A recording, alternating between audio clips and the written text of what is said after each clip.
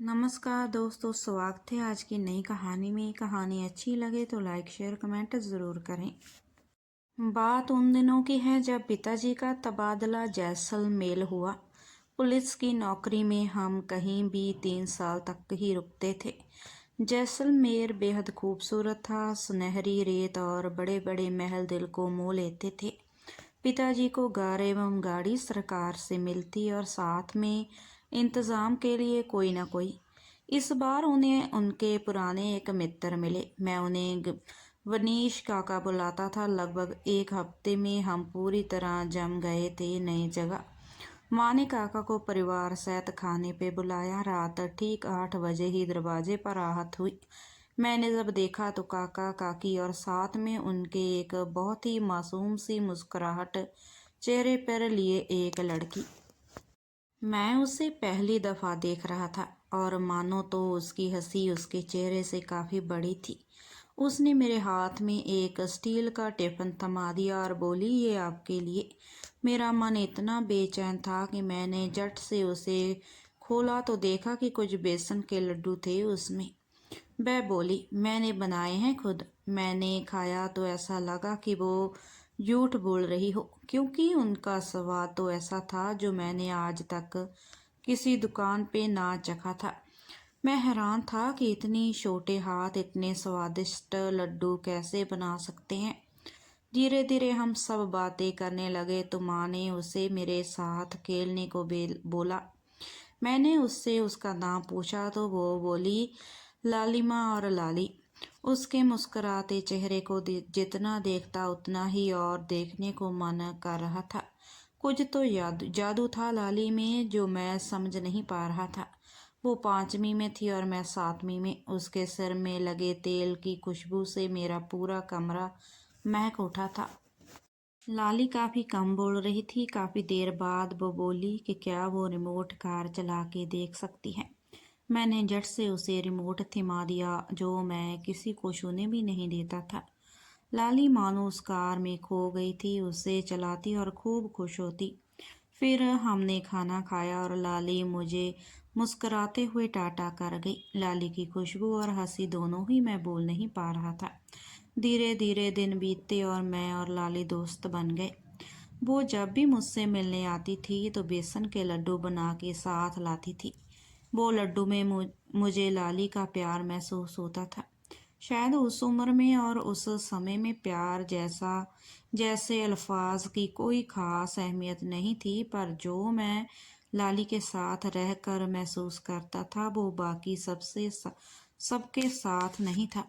हम रोज़ मिलने लगे। लाली गणित में ज़रा कमज़ोर थी तो माँ के कहने पर मैंने उसे कुछ सवाल समझाता था। इस बहाने मैं उसे रोज़ मिलता था। हम पढ़ते और फिर खूब बातें करते। सब कुछ जान गए थे एक दूसरे के बारे में।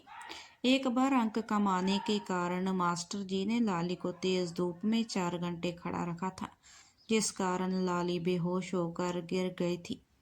यह सुनकर मानो मेरे अंदर एक अजीब सा गुस्सा आ गया। यूं तो आज तक मैं पिताजी की चौकी पर नहीं गया था, पर आज मेरे कदम की रफ्तार मीलों के फासले चुटकी में तय कर दी थी। मैंने उन मास्टर जी के खिलाफ एक बड़ी सी कंप्लेन करी।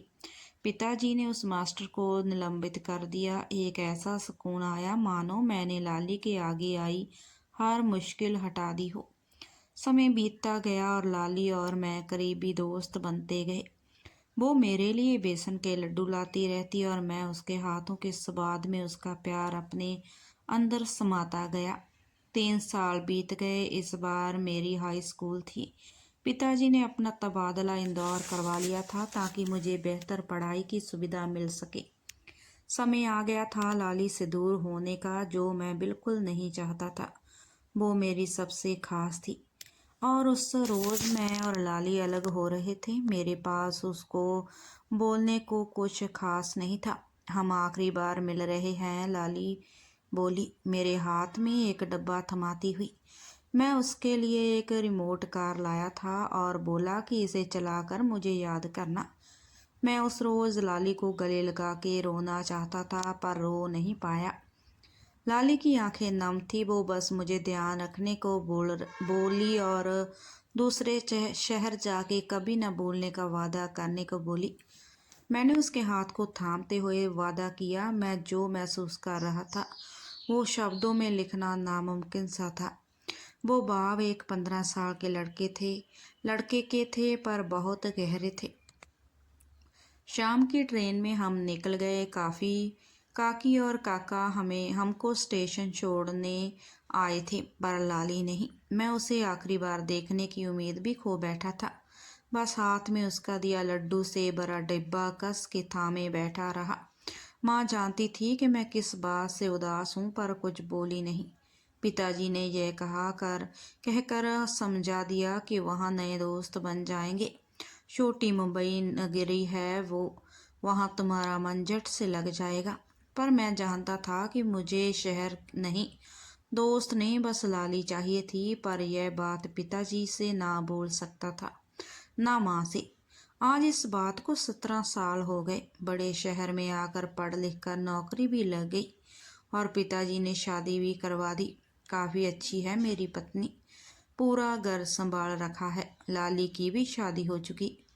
एक रोज़ उसकी शादी का निमंत्रण पिताजी की चौकी पे आया था। लाल और सुनहरे अक्षरों में लिखा था, लालिमा संग संदीप। मेरी लाली अब लाली नहीं, किसी संदीप की लालिमा बन चुकी थी। क्या पता उसे अब भी वो वादा याद होगा जो मैं आज भी निभा रहा हूँ। लाली से दूर होने के बाद मैंने लड्डू खाने भी छोड़ दिए, क्योंकि उसके हाथों का स्वाद मैं हमेशा याद रखना चाहता हूँ। शायद माँ समझती है मेरे और लाली की छोटी सी दास्तां, पर कभी जिक्र नहीं किया। हर दिवाली मेरी पत्नी 2 सवाल ही करती है। पहला कि उनके बनाए बेसन के लड्डू क्यों नहीं खाता या चखता, और दूसरा वो टीन का जंग लगा डिब्बा क्यों नहीं बेचने देता, जो सालों पुराना हो गया है। दोनों ही सवाल के जवाब लाली की यादों से जुड़े हैं, जिनका मैं कोई जवाब नहीं दे पाता। तो यह कहानी है मेरे पहले प्यार की, जो आज भी कहीं मेरे मन में सांस लेता है, जिसका वादा आज भी निभा रहा हूँ। बचपन का प्यार वो पर आज भी मेरे अंदर किसी कोने में है, जबकि यह भी नहीं जानता कि लाली कहाँ है, कैसी है। मुझे भूली तो नहीं अपनी नई दुनिया में। मेरा पहला प्यार लाली और उसके हाथ के बने बेसन के लड्डू।